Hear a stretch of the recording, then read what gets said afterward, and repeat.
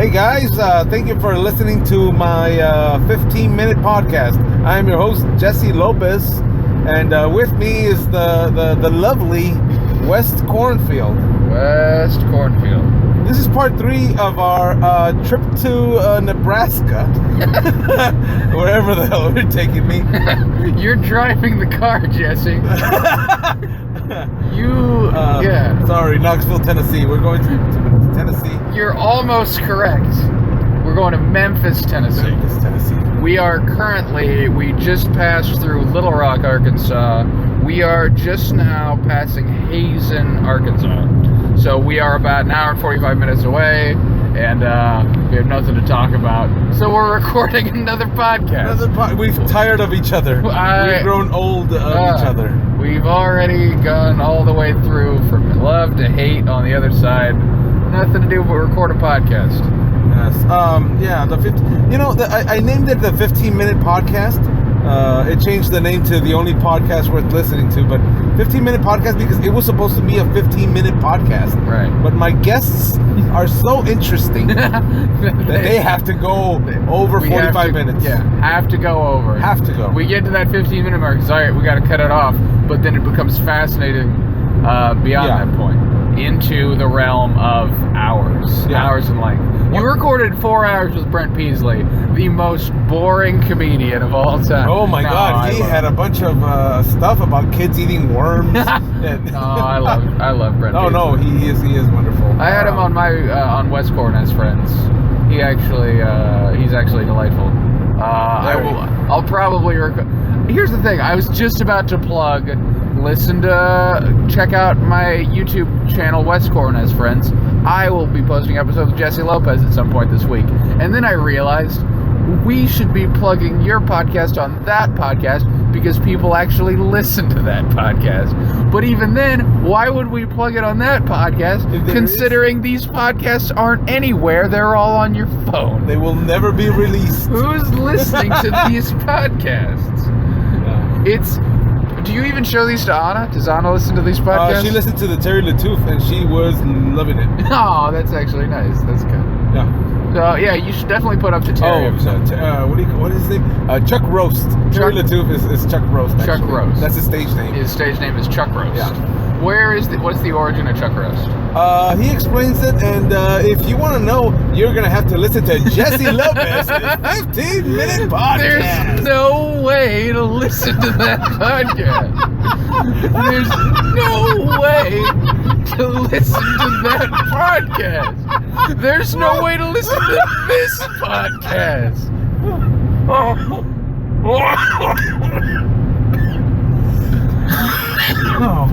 Pull it together. Oh, God. Imagine Anna's listening to this episode. And you, because she's the only person that at this point has ever heard your podcast outside of you and I, and the people that were on the episodes because they were there in the moment. In the moment. Now. That's the best place to be, in the moment. Imagine you're sitting on the couch, listening with Anna to this episode, and you say, if I ask you, how did Terry Latouf get his name? And you say, you're going to have to listen to the Jesse Lopez podcast. She looks over at you. You then stop the episode and pull up the Terry Latouf episode to sate her need.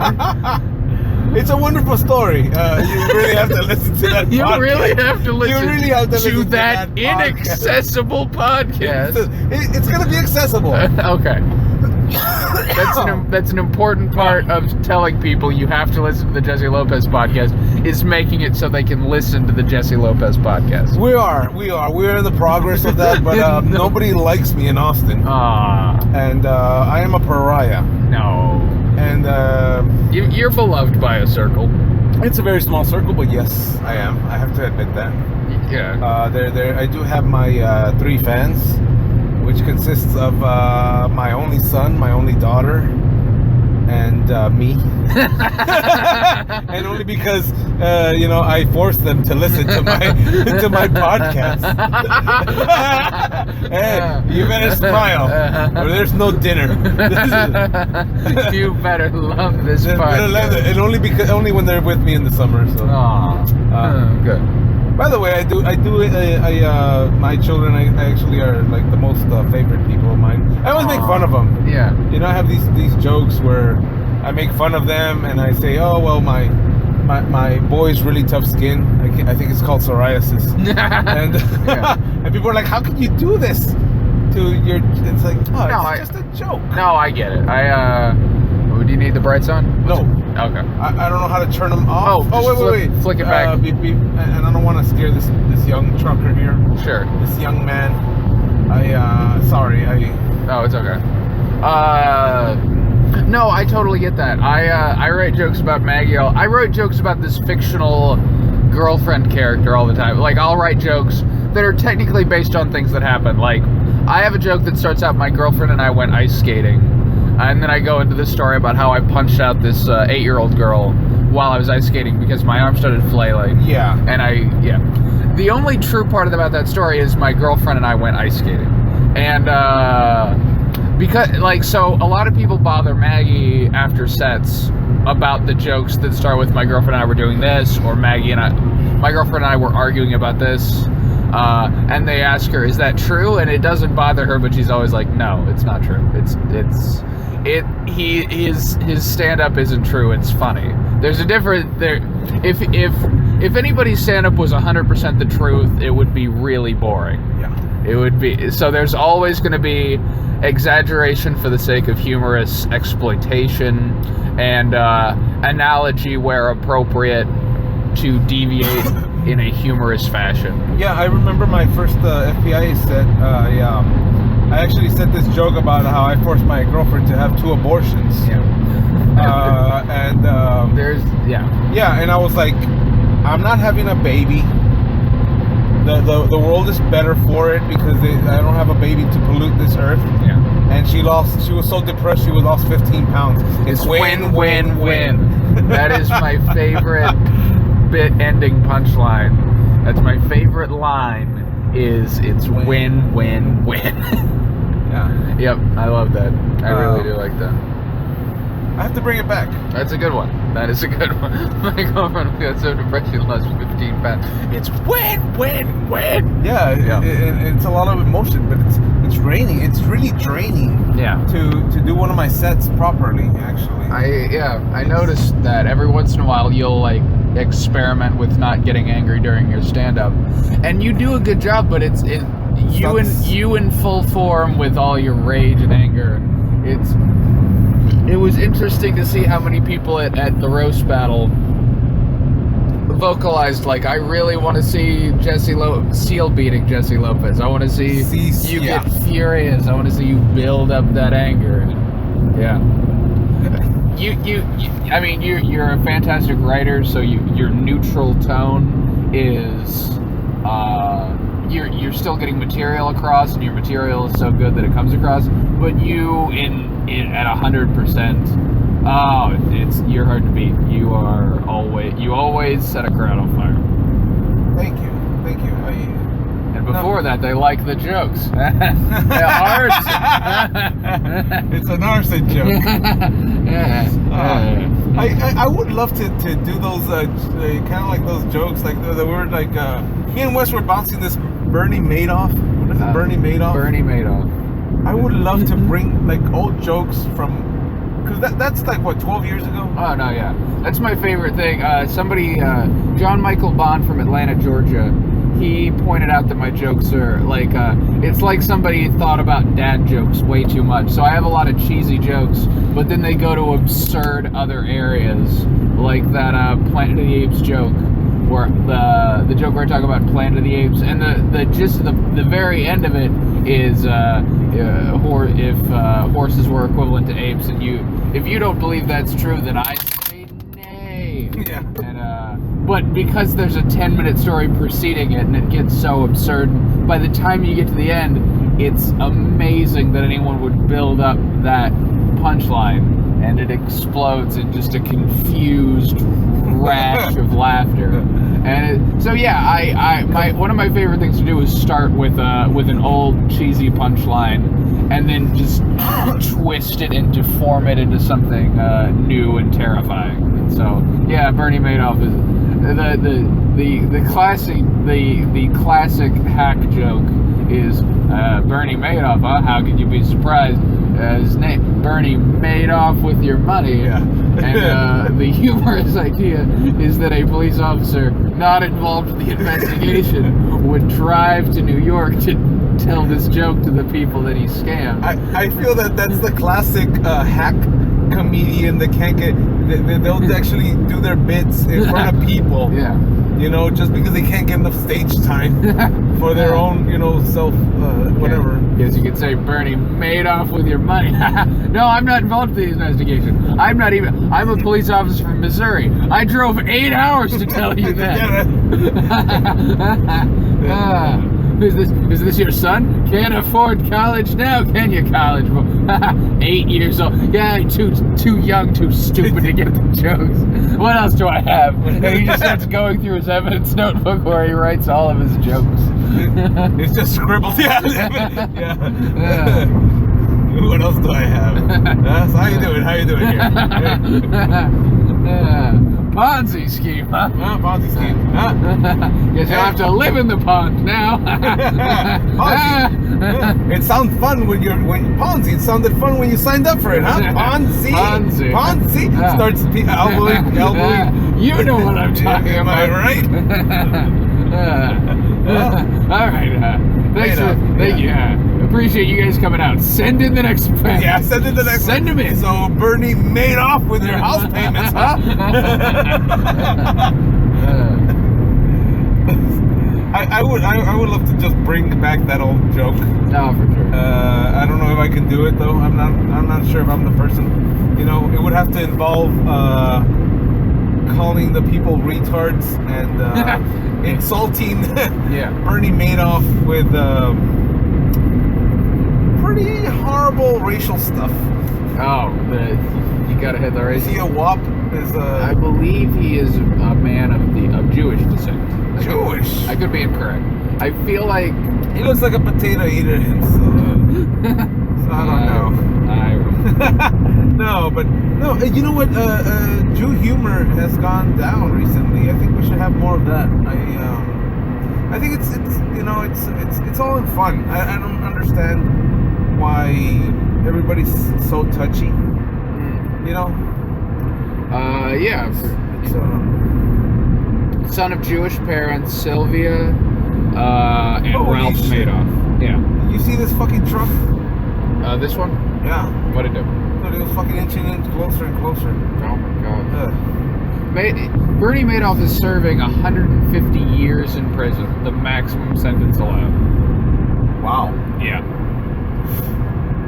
Is he still alive? No, he's still alive. His son committed suicide. Good. Oh. I'm glad to hear that. Oh man. I am. I don't. Dude, that freaking Bernie Madoff stole people just so he can buy like a $20,000 hat rack. Fuck him and his family, dude. I hope his fucking grandchild also commits suicide once he's old enough to wield a fucking knife or a razor blade. Oh man. No, this is like Hitler. Like, do you want Hitler's son to be around? Do you want his grandson to be around? Bernie Madoff is like a fucking Hitler. No pun intended with that Jewish thing, though. Oh, I see what you're saying. Yeah, but no, he's a horrible person that fucked up hundreds of lives. No, he really hundreds. He did some terrible stuff. Terrible stuff. Yeah. All because of greed. All because of money. All because of money. And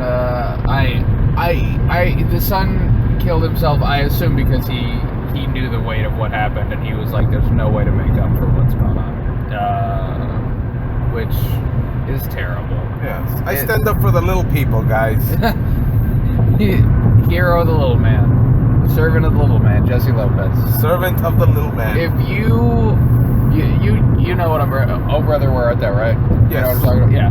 If you started out your set by bringing on a little person in the little outfit with the broom, and then proceeded to punch him off the stage. I feel like you would win every comedy award possible.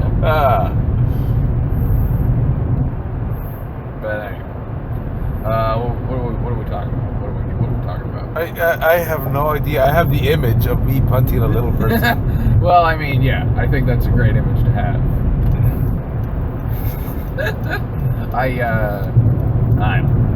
I couldn't. Oh man. So you're listening to the 15-minute podcast with Jesse Lopez. Our guest here, Wes Cornfield. West Cornfield. So very, very, very pleasant man. Oh, thank you. Very kind. Very, very pleasant man. How did you? Go on. What do you call it? When did you know that you were going to be a great comedian? What? Oh my God! What an interesting question. Completely false. Everything goes out of my is always false. When did you realize you were destined to be? Oh. The greatest man in the world. Oh God! Oh, shit! That question makes me feel dirty. It's what that does. I have to, like compliment my guests so they can keep their interest. Yeah. Yeah. Sometimes I have to lie, bribe, grease up anything. I got to grease them up. Oh my God. What a sad question. Sad question. I knew I was gonna be a comedian. I still don't know if I'll ever be a great comedian. I knew I was going to be a comedian when I started. I wanted to be a comedian when I was in kindergarten. When I was a 5-year-old, I was like, I saw people like Dave Chappelle, and Louis C.K., and Frank Caliendo. And I was like, I want to be funny on a stage. I don't know how to do it. And then somebody asked me, they were giving me a ride home, and they were like, so what do you want to do when you grow up? And I was like, I don't know. And he was like, the secret is like whatever you wanted to do when you were in kindergarten, that's what you want to do. How old were you then? When we were talking in that car, I was 15, and I had no idea what I wanted to do with my life. Yeah. And he was like, the secret is whatever you wanted to do when you were in kindergarten, that's probably what you actually want to do with your life. And I was like, that's a great point. I wanted to be a comedian. I will probably be a comedian. And he was like, huh. And then we sat in silence the rest of the car ride, because comedian is a stupid thing to want to be. Yeah. But it's the stupidest thing. It's pretty dumb. Yeah. I'm living my. I'm regretting being in this life. Oh, I don't know. I love everything about it. I love doing comedy. I love hanging out with comedians. I love getting to work on projects. I love little short films I get to make.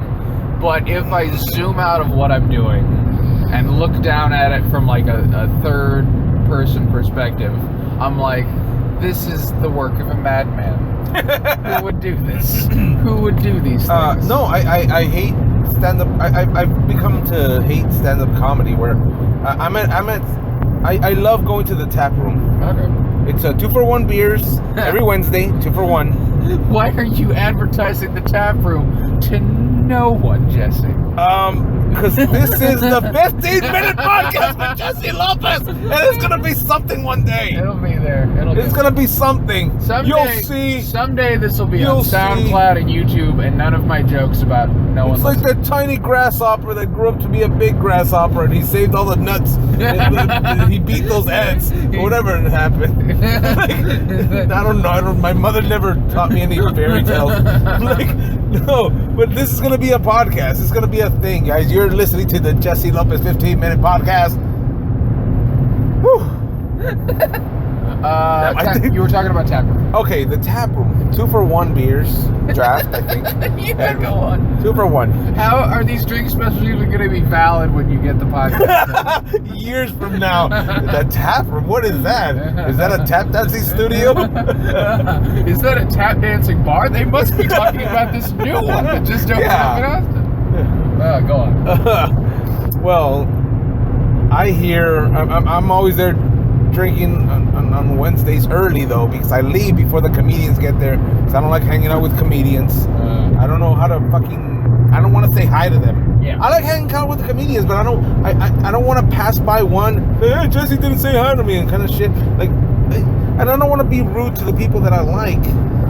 And then I don't know. Sometimes I don't want to talk to anyone at all, especially other fucking comedians that are gonna talk their fucking mouths off at you, and they're gonna be like, somebody's gonna try a joke out on you, and you're like, you already tried that joke out on me 2 weeks ago, and you've been doing that fucking material for a month.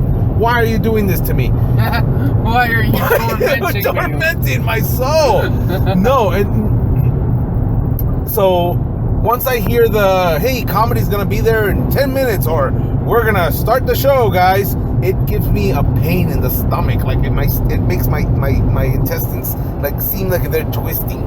It's just an uncomfortable feeling that comedy gives me now. I don't know why.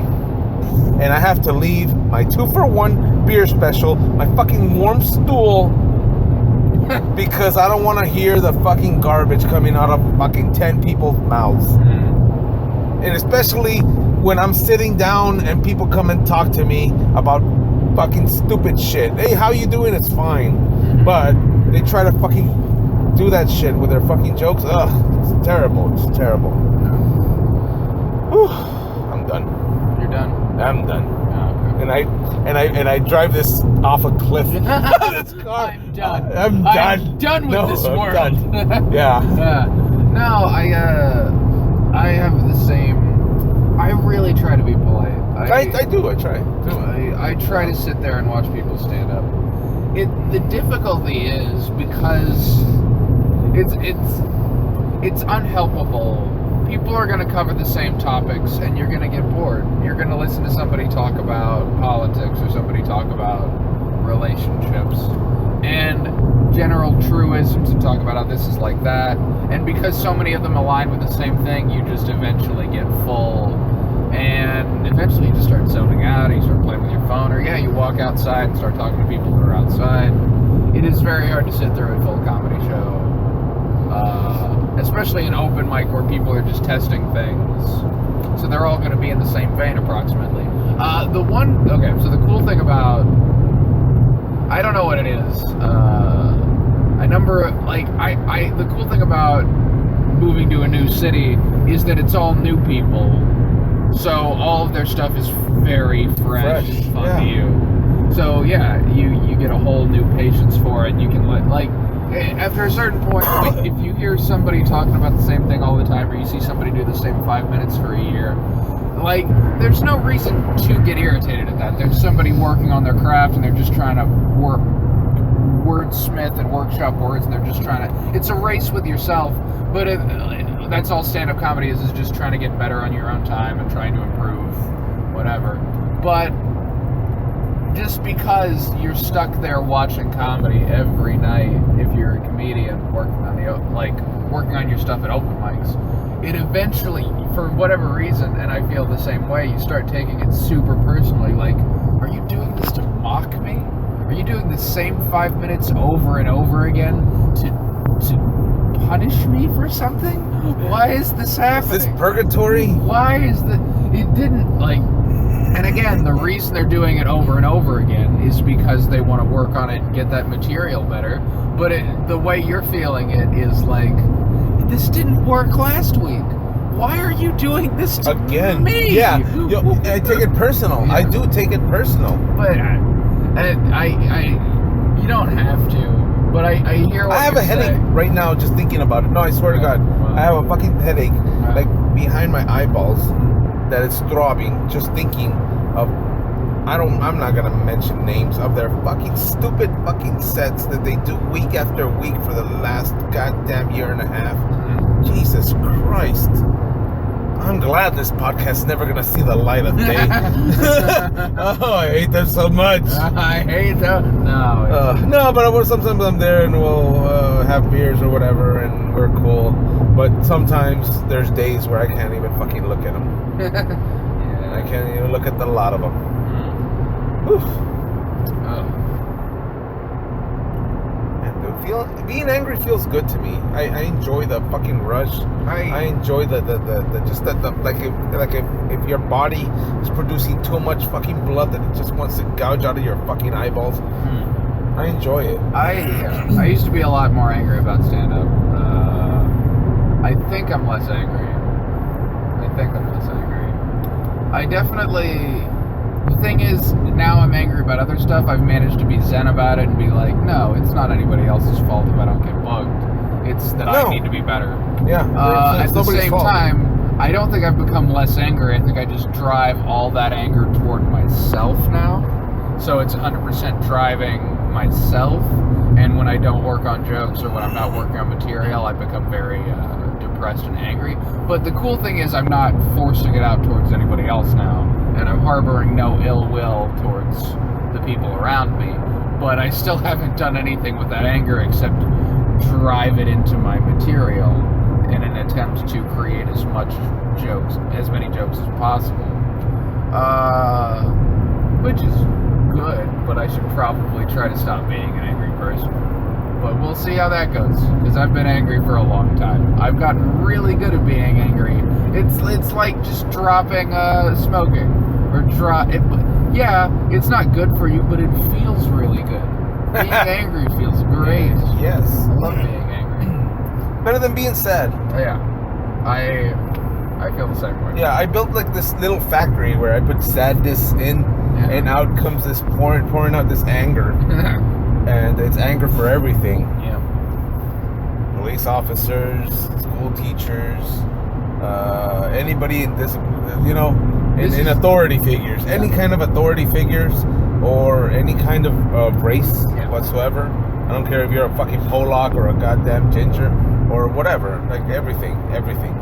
I hate everything. This isn't. I thought of this line, and I don't know if it's any good, but I want to tell it to you. I don't even know if it fits with my personality. I don't even know if it fits with my personality on stage, but I thought of this line and I giggled at it. And then How many Polacks does it take to hang an Irishman?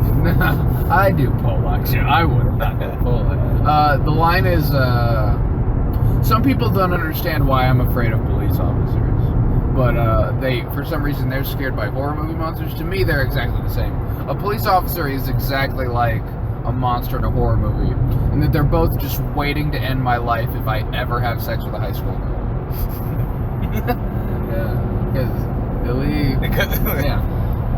I think that's no, that is great. I like it.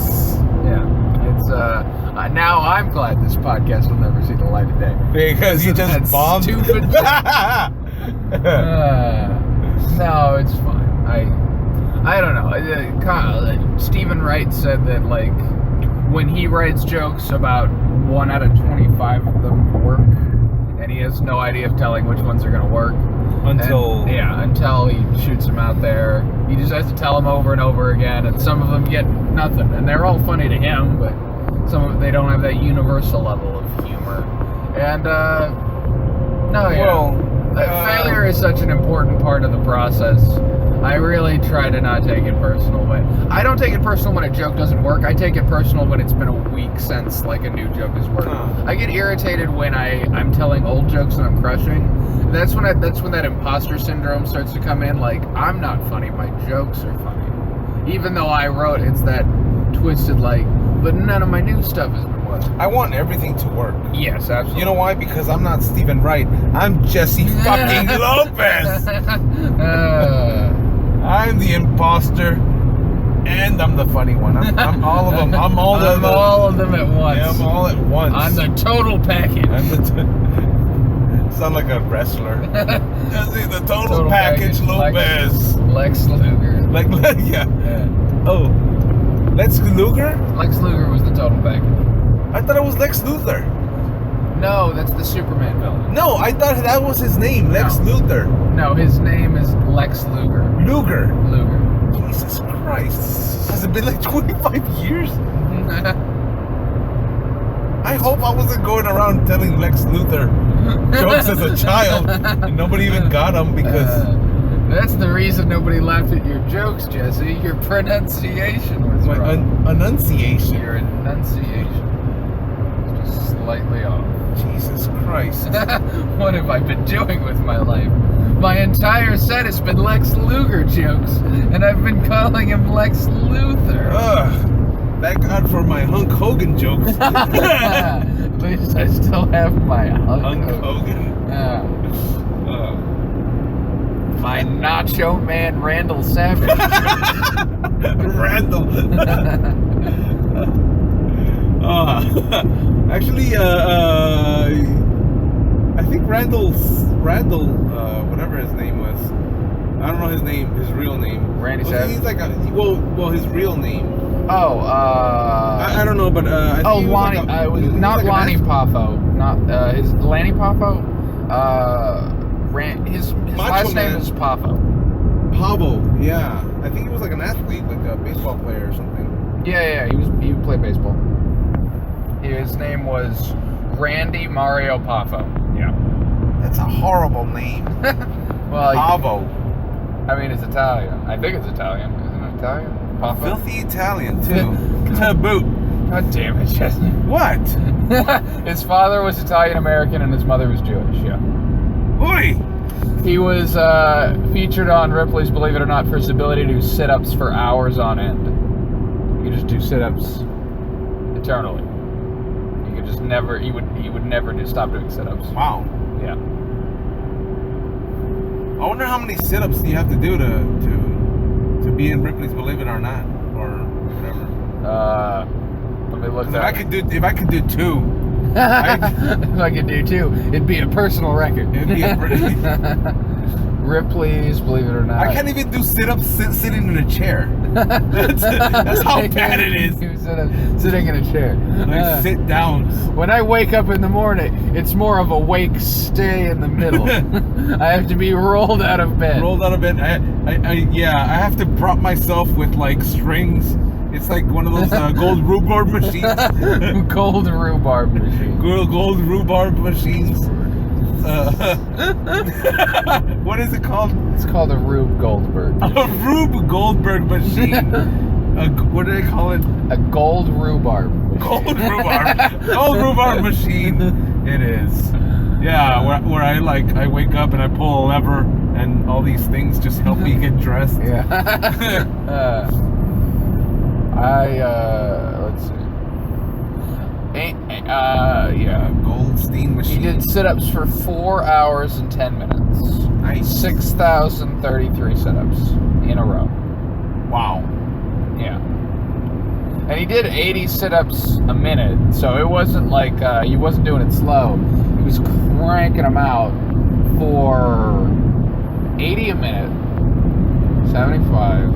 So he was doing it for an hour. Oh man, he was doing it for hours. Hours. Impressive. Very. Yeah. Very thoroughly impressive. Jeez. Sorry, we're supposed to be having a podcast. There's a lot of dead air because I'm just looking up information about. And I'm sweeping from trucker to trucker. Wait, that does not sound right. It sounds like I'm a lot lizard. Like a lot lizard. Yeah. Going my way. Yeah. So you ever been with a 4 before? With a 4? A 4 out of 100. That's my. I like the cheesiest, dumbest jokes. They're not even jokes. I just things that stupid people say in TV shows. I love a lot. I laugh the hardest at them. Somebody in a movie or a television show walked up to a girl at a bar and was like, "Check out this line," and said, "What's it like being a 4?" And that tickled. What's it like being a 4? What's it like being a 4? Where is that? Is that from that Fuller House that I've been hearing so much about? No, it's, I don't remember where that's from. But Fuller House. Because I've heard people like saying like, "Oh yeah, Fuller House, whatever," or the Fuller House, and I'm like, of course it's gonna suck. Yeah. It's like Full House, and it's Fuller House. It's Fuller House because their last name is Fuller. Married a guy, Candace Cameron married a guy named Fuller, so now it's Fuller House.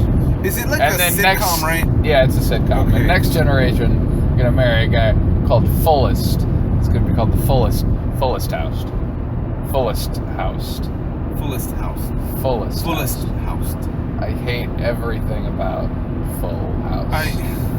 Fuller House. I never understood those fucking shows. Like when I was a kid, the Full House. Like, no, I was watching Heathcliff, man. Heathcliff, yeah. I was fucking watching Heathcliff and Inspector Gadget. Mm. You know, fuck your shows, you fucking morons. Fuck your stupid shows. Yeah, I wish I could go back in time and then just poke people in the eye. Yep, that's how I feel. There'd be like every single fan of the shows that happened in the 80s. Ugh, just get rid of them. Put them in some kind of like gas chamber.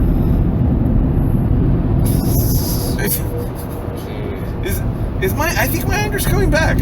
I think you've done it, Corwin. I'm glad. Whatever you did, just keep on doing it. Because I want to gas fucking people in the 80s.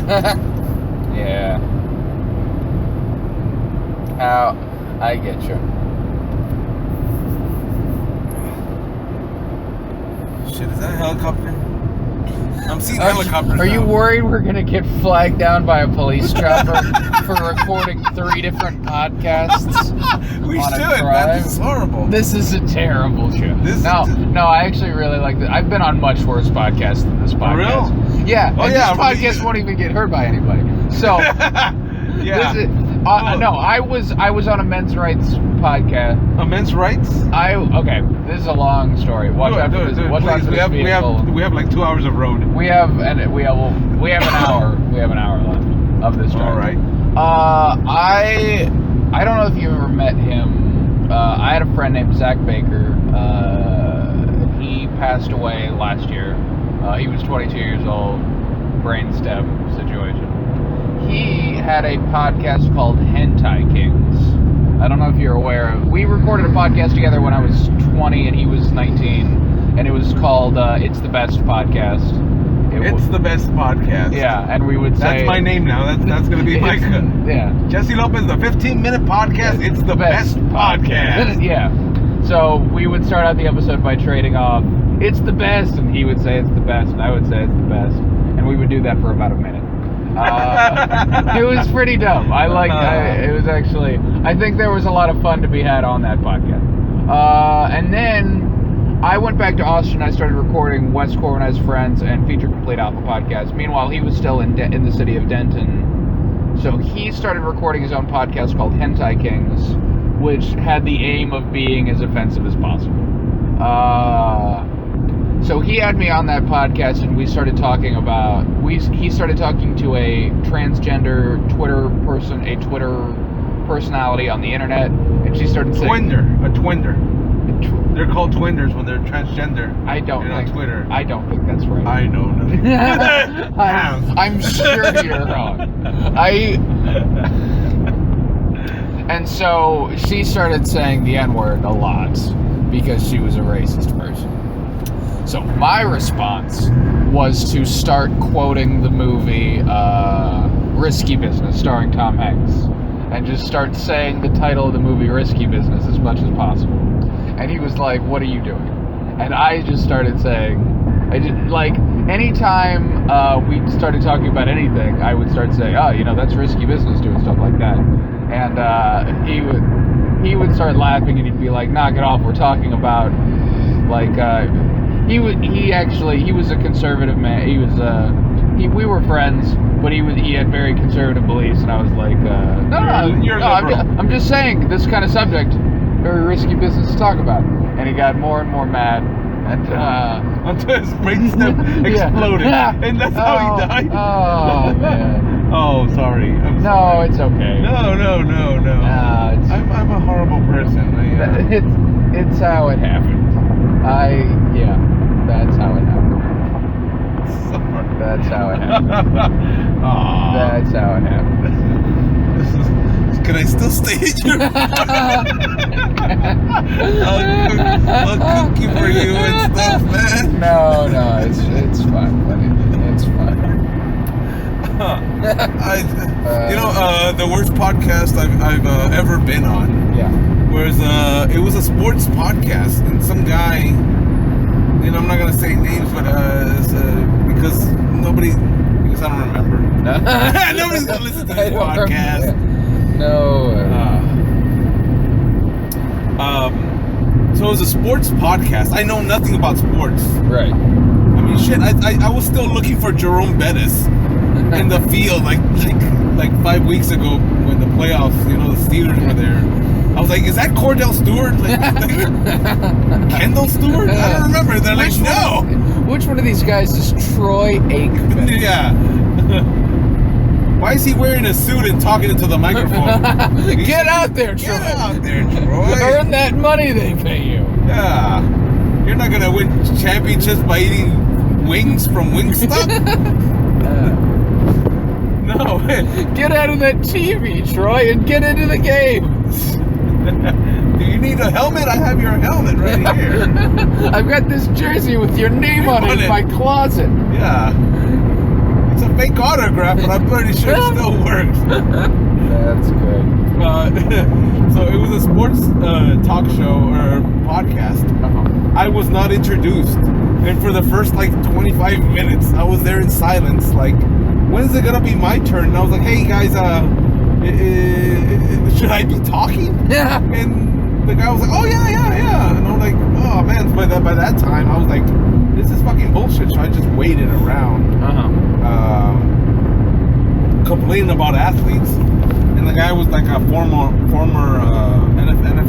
NBL baseball player. I don't know. MLB guy. The host was a former MLB? No. The host was a kid. How did you get on? How old was this kid? I don't know. He was like a teenager, like 19. How did you get on this podcast? I don't. He looked me up. Was this a dream? Was this a nightmare? Are you making this stuff up? I don't understand. I don't know how I got this. This sounds like a Mad Lib. I was reached out to by a child. He wanted to record a sports podcast. I just made it up. I did like the Kaiser Soze. We're doing a podcast, so that's the stuff. Baseball,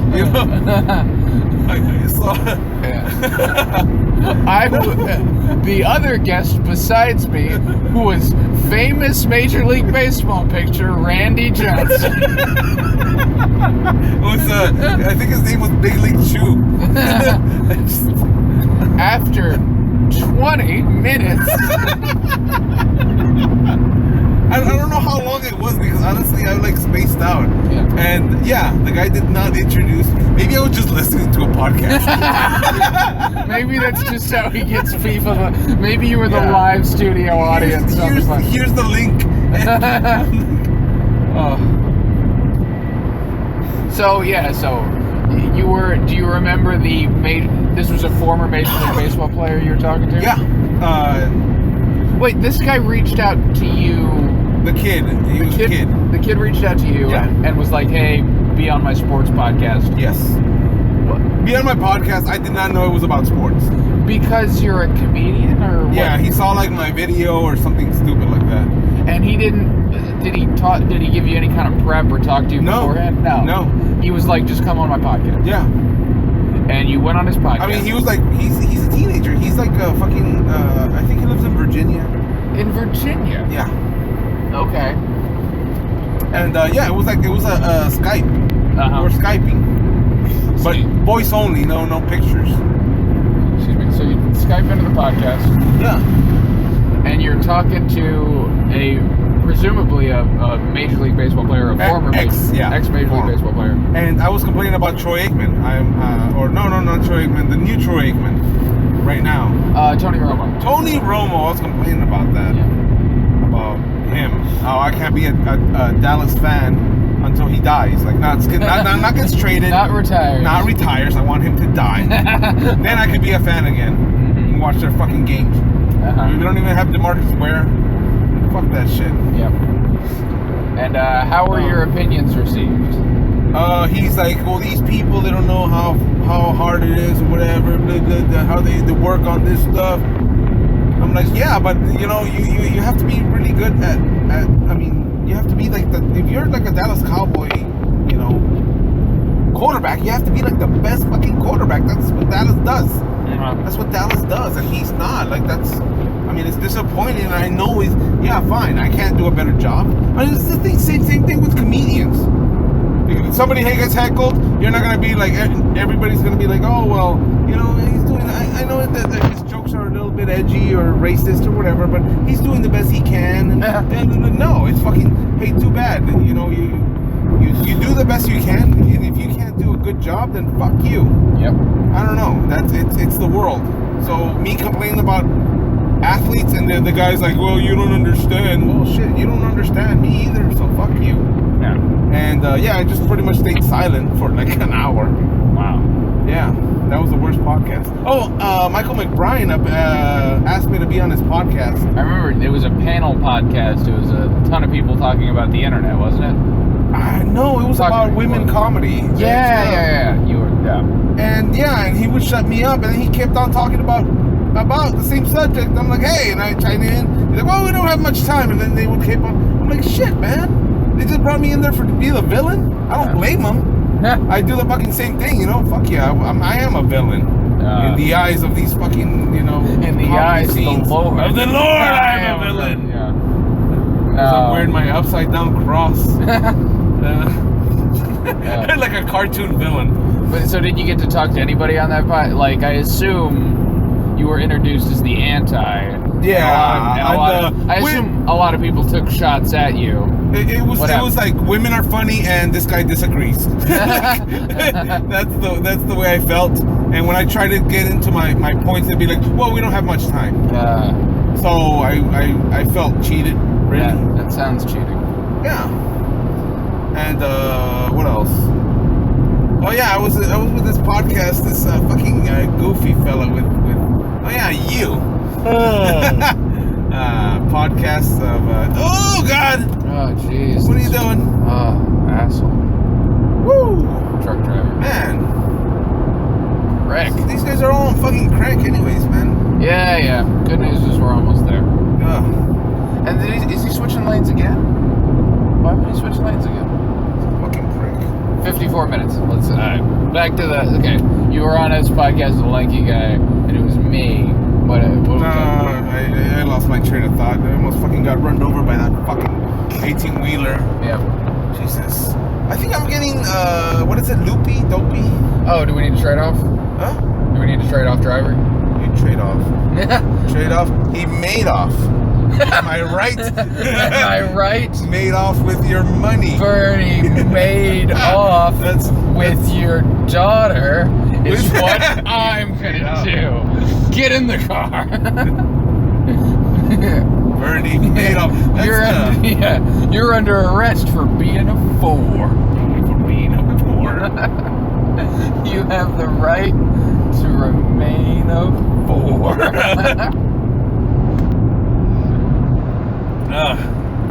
Anyway. Guys, you have been listening to the Jesse Lopez 15-minute podcast. The only podcast worth listening to. Yep. That is the situation. You were on a podcast with a lanky. You were on a podcast with me. Yes. I actually enjoyed that. Alright. That last podcast we did. You know what? I always wanted to get the raw footage of the Alpha podcast. Yeah, the Feature Complete Alpha podcast. Yeah, without the beep, beep, beep, beep, because I was talking about people. And it got beeped out, but I did not like the beeps. No, yeah, nobody liked the beeps. Paul and I have very different mission statements in terms of when I put on podcast. I just want, my singular goal when I record podcasts is I want as many people to listen to them as possible. Paul would rather have a very specific audience listen to his podcast, and he wants to produce a very specific thing. So I was like, we should make a podcast with Jesse Lopez because this was right after Fan Favorite. Yeah. This was after Martha Kelly harassed Maggie, like fucking with her on Facebook because Maggie posted like a vote for Jesse Lopez. True. I remember that fucking cunt. Was it fucked up? Yeah. It was a dick move. Really dick move. Martha Kelly, what the fuck? So yeah, you were you were pissing people off that actually mattered, and subsequently they were trying to stop you in a very like Proactive way? in a non-tech savvy way. Like they perceived you as quite a threat. And so I was like, we should record this podcast because a lot of people will listen to it. And Paul was like, okay, but You really fagged out, Paul. You really fagged out. He was like, yeah, but if I want to censor all the names so that we don't get tied into the drama. And I was like, all right. And he made the beep super unpleasant. Very. He could have like just left silence in place of the names, but Yeah. instead he left like super off-putting beeps that make it impossible to listen to, and still people listen to that episode in droves. But no, it was impossible to hear that episode. He did fuck up the beeps. On purpose, I think. Yeah, a couple names were left in for whatever reason. I believe if you listen to that episode very carefully, there's a part where you're talking about your favorite comedian, and he beeps out those names. Your favorite Austin comedian. At the very end, you're like, oh, so if there's one thing you learned from this, Jesse Lopez, big Lucas Melendez fan. And for some reason, after all that story of like, we were here and beep, did this joke and beep, it was so good. And then at the very end, Lucas Melendez.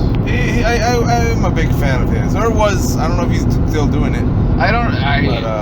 He has not been seen in a while, but he is an amazing talent, and I hope He does. Yeah.